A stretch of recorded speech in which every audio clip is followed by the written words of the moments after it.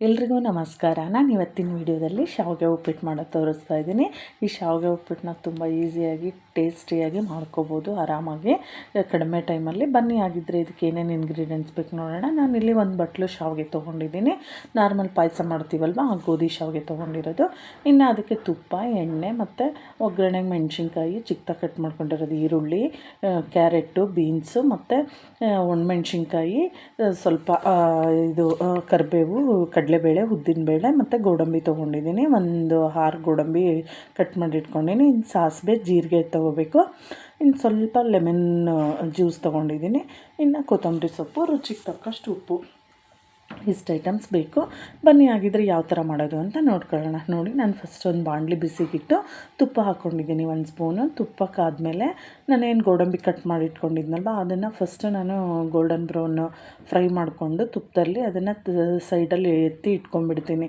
ಯಾಕಂದರೆ ಅದು ನಾನು ಒಗ್ಗರಣೆಯಲ್ಲಿ ಹಾಕಿದರೆ ತುಂಬ ಸೀದೋಗ್ಬಿಡುತ್ತೆ. ಶಾವಿಗೆನೂ ನಾವು ಬಿಸಿ ಮಾಡ್ಕೋಬೇಕಲ್ವ, ಅದಕ್ಕೆ ನಾನು ಫಸ್ಟ್ ಅದನ್ನು ಫ್ರೈ ಮಾಡಿ ಎತ್ತಿಟ್ಕೊಂಡಿದ್ದೀನಿ. ಇವಾಗ ಇನ್ನೊಂದು ಸ್ವಲ್ಪ ತುಪ್ಪ ಹಾಕ್ಬಿಟ್ಟು ಇನ್ನೊಂದು ಅರ್ಧ ಸ್ಪೂನು ನಾವೇನು ಶಾವಿಗೆ ತೊಗೊಂಡಿದ್ವಿ ಅಲ್ವಾ ಆ ಶಾವಿಗೆನ ನೀಟಾಗಿ ಲೋ ಫ್ಲೇಮಲ್ಲೇ ಇಟ್ಕೊಂಡು ಗೋಲ್ಡನ್ ಬ್ರೌನ್ ಬರೋವರೆಗೂ ಶಾವಿಗೆನ ಇದನ್ನೇನೋ ಹುರ್ಕೋಬೇಕು. ನಾವು ಎಷ್ಟು ಚೆನ್ನಾಗಿ ಶಾವಿಗೆ ಹುರಿತೀವೋ ಅದು ಉಪ್ಮಾದಲ್ಲಿ ಟೇಸ್ಟ್ ಸಖತ್ತಾಗಿ ಬರುತ್ತೆ. ಶಾವಿಗೆ ಉಪ್ಪಿಟ್ಟು ಟೇಸ್ಟ್ ಚೆನ್ನಾಗಿ ಅನಿಸುತ್ತೆ. ನಾವು ಹುರಿದು ಮಾಡೋದ್ರಿಂದ ಟೇಸ್ಟ್ ನಿಜವಾಗ್ಲೂ ಚೆನ್ನಾಗಿರುತ್ತೆ. ಹಂಗೆ ಮಾಡೋದಕ್ಕೂ ಹುರಿದು ಮಾಡೋದಕ್ಕೂ ತುಂಬ ಡಿಫ್ರೆನ್ಸ್ ಅನಿಸುತ್ತೆ.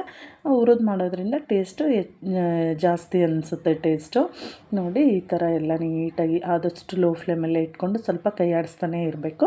ಕಲರ್ ಚೇಂಜ್ ಆಗಿರೋದು ನಮಗೆ ಗೊತ್ತಾಗುತ್ತೆ. ನೋಡಿ, ಇಷ್ಟಾದರೆ ಸಾಕು. ಇವಾಗ ಕಲರೆಲ್ಲ ಚೇಂಜ್ ಆಗಿದೆ.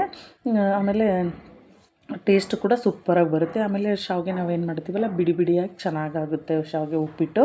ನೋಡಿ, ಇಷ್ಟ ಆಗಿದೆ, ಕರೆಕ್ಟಾಗಿದೆ. ಇವಾಗ ಇದನ್ನೆಲ್ಲನೂ ಒಂದು ತಟ್ಟೆಯಲ್ಲಿ ತೆಗೆದು ಇಟ್ಕೊಂಡ್ಬಿಡೋಣ. ಈ ಶಾವಿಗೆಯನ್ನು ಬಿಸಿ ಮಾಡ್ಕೊಂಡಿರೋದನ್ನ ಇವಾಗ ಅದೇ ಬಾಣಲಿಗೆ ನಾನು ಒಂದು 3 ಟೇಬಲ್ ಸ್ಪೂನು ಎಣ್ಣೆ ಹಾಕಿದ್ದೀನಿ. ನೋಡಿ, ಎಣ್ಣೆ ಬಿಸಿ ಆಗ್ತಾಯಿದೆ. ಎಣ್ಣೆ ಬಿಸಿ ಆದಮೇಲೆ ನಾನು ಸಾಸಿವೆ ಮತ್ತು ಜೀರಿಗೆ ಹಾಕ್ತಾಯಿದ್ದೀನಿ. ಆಮೇಲೆ ಉದ್ದಿನಬೇಳೆ, ಕಡಲೆಬೇಳೆ, ಒಣಮೆಣ್ಸಿನ್ಕಾಯಿನೂ ಫ್ಲೇವರ್ಗಷ್ಟೇ ಒಂದು 2 ಹಾಕ್ತಾಯಿದ್ದೀನಿ. ಹಸಿಮೆಣ್ಸಿನ್ಕಾಯಿನೂ ತೊಗೊಂಡಿದ್ದೀನಲ್ವ. ಇನ್ನು ಕರಿಬೇವನ್ನೂ ಹಾಕಿಬಿಟ್ಟು ಎಲ್ಲ ಸ್ವಲ್ಪ ಫ್ರೈ ಆಗಲಿ, ಬೇಳೆಗಳೆಲ್ಲ ಕಲರ್ ಚೇಂಜ್ ಆಗಲಿ. ಸ್ವಲ್ಪ ಕಡಲೆಬೇಳೆ, ಉದ್ದಿನಬೇಳೆ ಸ್ವಲ್ಪ ಗೋಲ್ಡನ್ ಕಲರ್ ಬಂದಾದಮೇಲೆ ನಾವು ಇವಾಗ ಇದಕ್ಕೆ ಕಟ್ ಮಾಡ್ಕೊಂಡಿರೋಂಥ ಈರುಳ್ಳಿ ಹಾಕೋಣ. ಈರುಳ್ಳಿನೂ ಅಷ್ಟೇ, ಈರುಳ್ಳಿನೂ ಚೆನ್ನಾಗಿ ಫ್ರೈ ಆಗಬೇಕು. ತರಕಾರಿ ಎಲ್ಲ ಈರುಳ್ಳಿ, ಆಮೇಲೆ ಮೆಣಸಿನ್ಕಾಯಿ, ಕ್ಯಾರೆಟು, ಬೀನ್ಸು ಎಲ್ಲ ತರಕಾರಿನೂ ಮಿಕ್ಸ್ ಮಾಡ್ಕೊಳ್ಳೋಣ ನೀಟಾಗಿ. ಚಿಕ್ಕದಾಗಿ ಕಟ್ ಮಾಡಿಕೊಂಡ್ರೆ ಬೇಗ ಬೇಯುತ್ತೆ ಕ್ಯಾರೆಟು ಮತ್ತು ಬೀನ್ಸು. ಅದಕ್ಕೆ ನೋಡಿ ನಾನು ಚಿಕ್ಕದಾಗಿ ಕಟ್ ಮಾಡಿ ಇಟ್ಕೊಂಡಿದ್ದೀನಿ. ಈ ಥರ ಎಲ್ಲ ನೀಟಾಗಿ ತರಕಾರಿಗಳನ್ನು ಹಾಕ್ಕೊಂಡು, ಇನ್ನು ಬೇಕು ಅಂದರೆ ನೀವು ಹಸಿ ಬಟಾಣಿನೂ ಹಾಕ್ಬೋದು. ನಾನಿಲ್ಲೇ ಹಾಕಿಲ್ಲ ಹಸಿ ಬಟಾಣಿ, ಬರೀ ಬೀನ್ಸು ಕ್ಯಾರೆಟು ಮಾತ್ರ ಹಾಕಿದ್ದೀನಿ.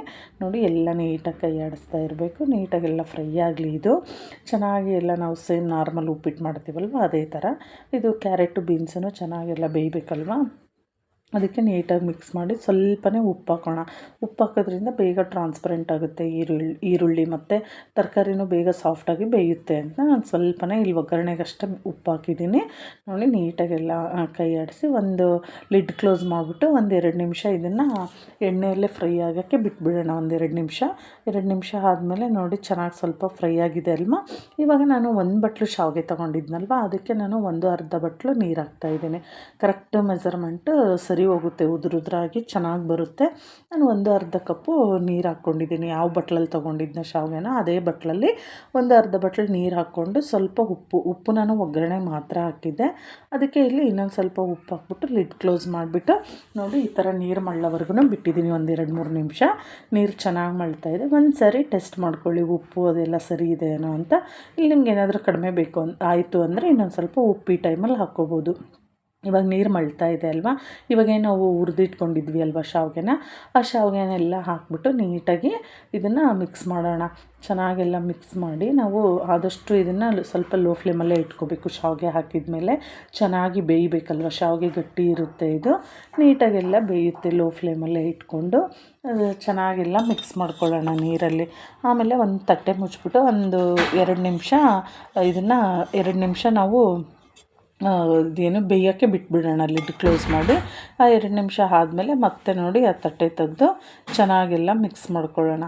ಈ ಥರ ಎಲ್ಲ ಮಿಕ್ಸ್ ಮಾಡಿದರೆ ಶಾವಿಗೆ ಚೆನ್ನಾಗಿ ಬೇಯುತ್ತೆ. ಇದು ನೀಟಾಗಿ ಬೆಂದಿರುತ್ತೆ ನೋಡಿ. ಶಾವಿಗೆ ಕರೆಕ್ಟ್ ಕರೆಕ್ಟಾಗಿ ಬಂದಿದೆ, ಉದ್ರಾಗಿ ಚೆನ್ನಾಗಿ ಬಂದಿದೆ. ಇದು ಇಷ್ಟ ಆಯ್ತಲ್ವ.